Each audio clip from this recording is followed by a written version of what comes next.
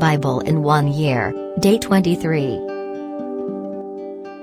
The Book of Genesis. Genesis 32. Jacob also went on his way, and the angels of God met him.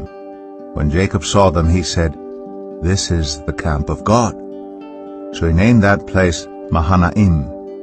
Jacob sent messengers ahead of him to his brother Esau in the land of Seir, the country of Edom. He instructed them, "This is what you are to say to my lord Esau. Your servant Jacob says, I have been staying with Laban and have remained there till now. I have cattle and donkeys, sheep and goats, male and female servants. Now I am sending this message to my lord, that I may find favor in your eyes." When the messengers returned to Jacob, they said, "We went to your brother Esau, and now he is coming to meet you, and 400 men are with him." In great fear and distress, Jacob divided the people who were with him into 2 groups, and the flocks and herds and camels as well. He thought, if Esau comes and attacks one group, the group that is left may escape. Then Jacob prayed, "O God of my father Abraham, God of my father Isaac, Lord, you who said to me, 'Go back to your country and your relatives, and I will make you prosper,' I am unworthy of all the kindness and faithfulness you have shown your servant. I had only my staff when I crossed to this Jordan, but now I have become 2 camps. Save me, I pray, from the hand of my brother Esau, for I am afraid he will come and attack me, and also the mothers with their children. But you have said, I will surely make you prosper, and will make your descendants like the sand of the sea, which cannot be counted." He spent the night there, and from what he had with him he selected a gift for his brother Esau: 200 female goats and 20 male goats, 200 ewes and 20 rams, 30 female camels with their young, 40 cows and 10 bulls, and 20 female donkeys and 10 male donkeys. He put them in the care of his servants, each herd by itself, and said to his servants, "Go ahead of me, and keep some space between the herds." He instructed the one in the lead, "When my brother Esau meets you and asks, 'Who do you belong to, and where are you going, and who owns all these animals in front of you?' then you are to say, 'They belong to your servant Jacob. They are a gift sent to my lord Esau, and he is coming behind us.'" He also instructed the second, the third, and all the others who followed the herds, "You are to say the same thing to Esau when you meet him, and be sure to say, 'Your servant Jacob is coming behind us.'" For he thought, "I will pacify him with these gifts I am sending on ahead. Later, when I see him, perhaps he will receive me." So Jacob's gifts went on ahead of him, but he himself spent the night in the camp. That night Jacob got up and took his 2 wives, his 2 female servants, and his 11 sons, and crossed the ford of the Jabbok. After he had sent them across the stream, he sent over all his possessions. So Jacob was left alone, and a man wrestled with him till daybreak.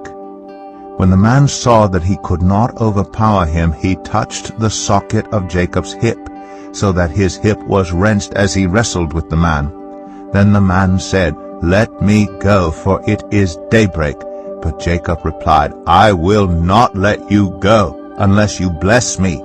The man asked him, "What is your name?" "Jacob," he answered. Then the man said, "Your name will no longer be Jacob, but Israel, because you have struggled with God and with humans, and have overcome." Jacob said, "Please tell me your name." But he replied, "Why do you ask my name?" Then he blessed him there. So Jacob called the place Peniel, saying, "It is because I saw God face to face, and yet my life was spared." The sun rose above him as he passed Peniel, and he was limping because of his hip. Therefore to this day the Israelites do not eat the tendon attached to the socket of the hip, because the socket of Jacob's hip was touched near the tendon. Genesis 33. Jacob looked up, and there was Esau, coming with his 400 men. So he divided the children among Leah, Rachel, and the 2 female servants. He put the female servants and their children in front, Leah and her children next, and Rachel and Joseph in the rear. He himself went on ahead and bowed down to the ground 7 times as he approached his brother. But Esau ran to meet Jacob and embraced him. He threw his arms around his neck and kissed him, and they wept. Then Esau looked up and saw the women and children. "Who are these with you?" he asked. Jacob answered, "They are the children God has graciously given your servant." Then the female servants and their children approached and bowed down. Next, Leah and her children came and bowed down. Last of all came Joseph and Rachel, and they too bowed down. Esau asked, "What's the meaning of all these flocks and herds I met?" "To find favor in your eyes, my lord," he said. But Esau said, "I already have plenty, my brother. Keep what you have for yourself." "No, please," said Jacob. "If I have found favor in your eyes, accept this gift from me. For to see your face is like seeing the face of God. Now that you have received me favorably, please accept the present that was brought to you. For God has been gracious to me, and I have all I need." And because Jacob insisted, Esau accepted it. Then Esau said, "Let us be on our way. I'll accompany you." But Jacob said to him, "My lord knows that the children are tender, and that I must care for the ewes and cows that are nursing their young. If they are driven hard just one day, all the animals will die. So let my lord go on ahead of his servant, while I move along slowly at the pace of the flocks and herds before me and the pace of the children, until I come to my lord in Seir." Esau said, "Then let me leave some of my men with you." "But why do that?" Jacob asked. "Just let me find favor in the eyes of my lord." So that day Esau started on his way back to Seir. Jacob, however, went to Succoth, where he built a place for himself and made shelters for his livestock. That is why the place is called Succoth. After Jacob came from Padan Aram, he arrived safely at the city of Shechem in Canaan, and camped within sight of the city. For 100 pieces of silver he bought from the sons of Hamor, the father of Shechem, the plot of ground where he pitched his tent. There he set up an altar and called it El Elohe Israel. Genesis 34. Now Dinah, the daughter Leah had borne to Jacob, went out to visit the women of the land. When Shechem, son of Hamor the Hivite, the ruler of that area, saw her, he took her and raped her. His heart was drawn to Dinah, daughter of Jacob. He loved the young woman and spoke tenderly to her. And Shechem said to his father Hamor, "Get me this girl as my wife."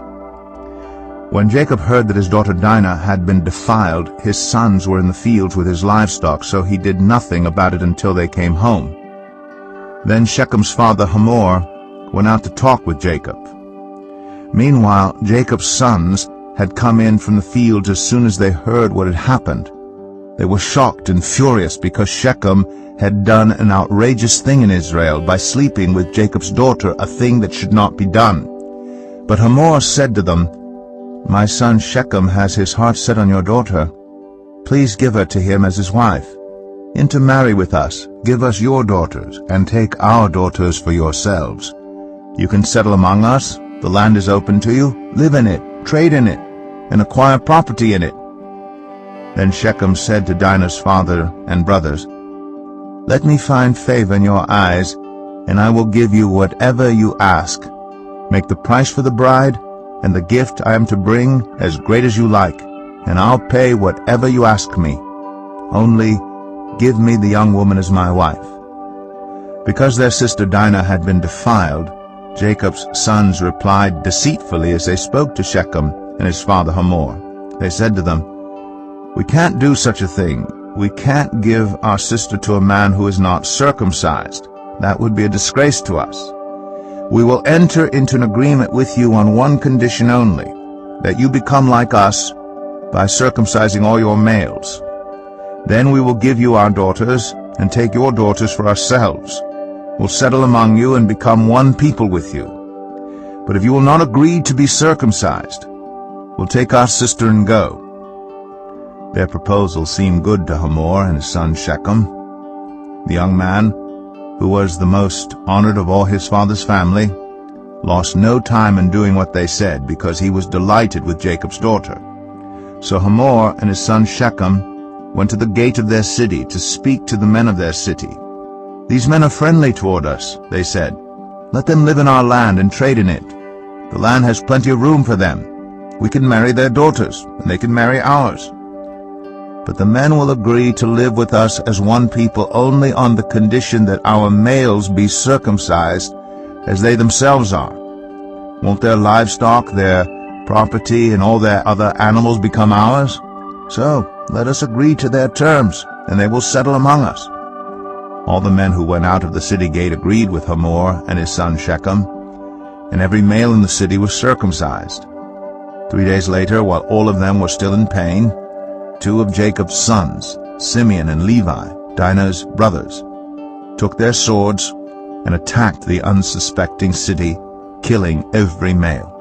They put Hamor and his son Shechem to the sword, and took Dinah from Shechem's house and left.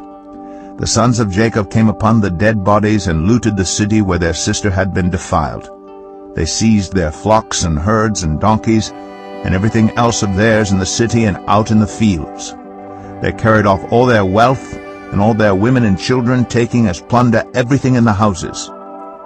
Then Jacob said to Simeon and Levi, "You have brought trouble on me by making me obnoxious to the Canaanites and Perizzites, the people living in this land.